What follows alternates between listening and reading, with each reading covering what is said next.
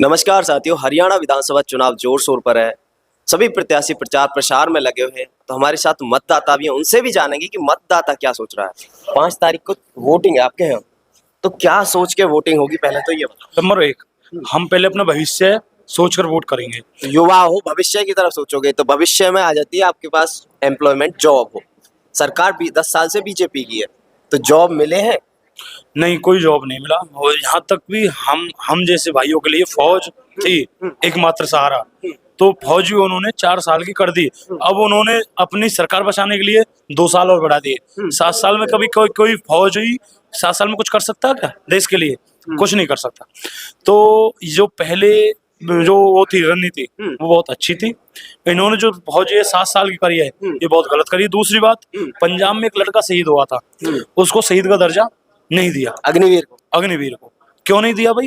वो अपने माँ बाप का बेटा नहीं था क्या? वो देश का जवान नहीं था? क्यों नहीं दिया? देना चाहिए था। तो नौजवान इस पे इस बार वोट करेगा, क्योंकि आर्मी के लिए, सेना में जाने के लिए मोस्टली हरियाणा हो चाहे पंजाब हो चाहे उत्तर प्रदेश, ग्रामीण परिवेश जो गाँव में है, वो लड़कों में एक लगन होती है कि आर्मी में जाना, हमें फौज में जाना। अब 4 साल नौकरी करा के 3 साल वो करा के भेज दे, तो उसका तो क्या है। तो उस पे पिछले चुनाव में भी ये देखने को मिला था, बीजेपी को नुकसान हुआ था। अब हरियाणा चुनाव है तो नुकसान होगा। देखो, नुकसान की तो ऐसी बात है, पिछली बार बीजेपी जीती बहुत बड़े मार्जिन से। अब की बार बीजेपी को बैसाखी पकड़ा दी है। सेंट्रल गवर्नमेंट जो भी बीजेपी बनी है उसको बैसाखी पकड़ा दी है। आने वाले जो साल हैं, आने वाली जो योजना होंगी, उनमें प्रॉपर बीजेपी जा चुकी होगी।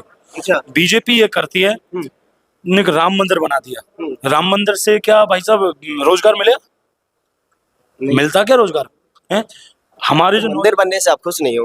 मंदिर बनने से, राम का मंदिर है, बनाया खूब बढ़िया है। अच्छा, बीजेपी ने बनाया मंदिर, आप कहना क्या चाह रहे हो? हम कहना ये चाह रहे हैं, बीजेपी उस मंदिर के मुद्दे को उठा के लेके आई है।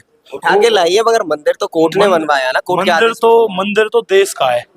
उसमें ये नहीं है वन की भाई सचिन तेंदुलकर पहुंच गया तो किसी आम आदमी को उसमें एंट्री नहीं है। एंट्री को सबको मिलनी चाहिए, जिसका सबका हक है।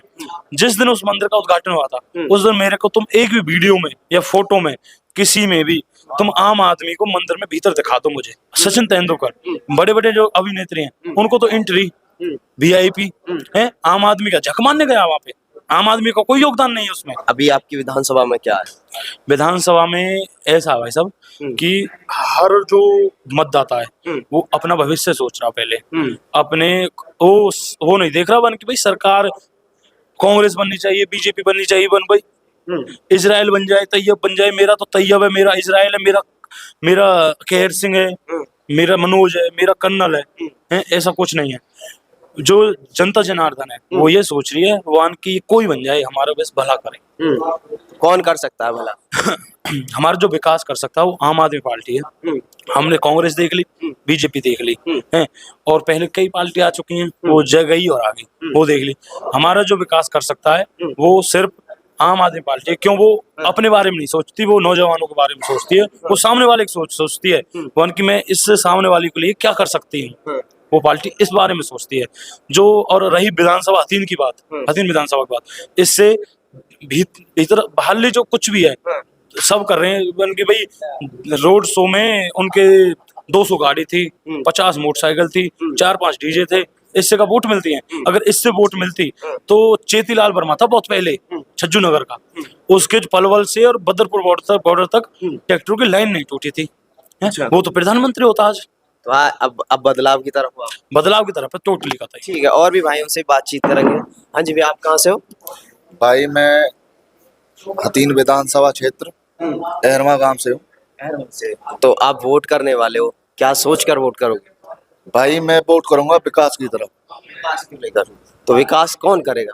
विकास हमने आज तक कांग्रेस और भाजपा दो ही पार्टियों को वोट किया, लेकिन दोनों ने हमारे लिए कुछ नहीं किया। हम बिल्कुल हर चीज में पिछड़े हुए हैं।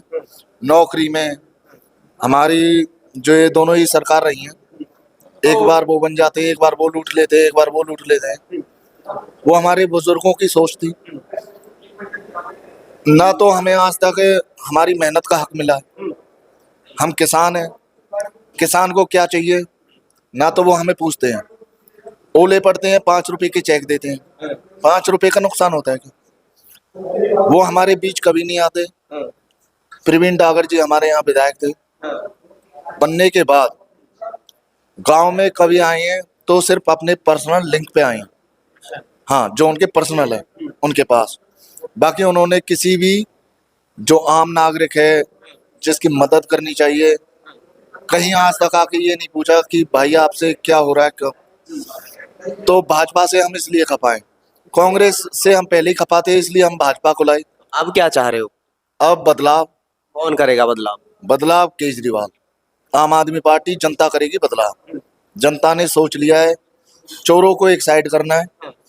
ईमानदार पार्टी आम आदमी पार्टी को हमें अपने बीच, हमारे बच्चों के भविष्य के लिए, स्वास्थ्य के लिए, जो हमारी माताएं बहनें हैं उनके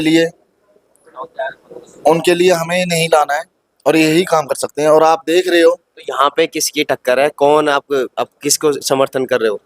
हम तो, हमारा फुल समर्थन है आम आदमी पार्टी, डॉक्टर राजेंद्र रावत। राजेंद्र रावत जी। अच्छा, 3 उम्मीदवार भी हैं रावतों में से, क्या कहोगे? भाई 3 उम्मीदवार हैं, जो उनमें से एक उम्मीदवार है मनोज रावत। वो अभी अभी करीब करीब 1.25 साल हुए हैं, वो चेयरमैन बने थे। हमने तब भी सुना था कि 3-4 करोड़ में वो चेयरमैन बने। अब सुनने में आ रहा है कि बीजेपी वालों ने उन्हें 15 करोड़ से बोली चालू हुई है, 15, 16, 20 तक, 25 तक, कहीं तक भी उन्हें टिकट दिया। जो बंदा इतने पैसे में टिकट लेके आ रहा है, वो विकास करेगा या पहले अपना रिकवरी करेगा? जनता को ये समझनी चाहिए। जनता क्या समझ रही है आपकी?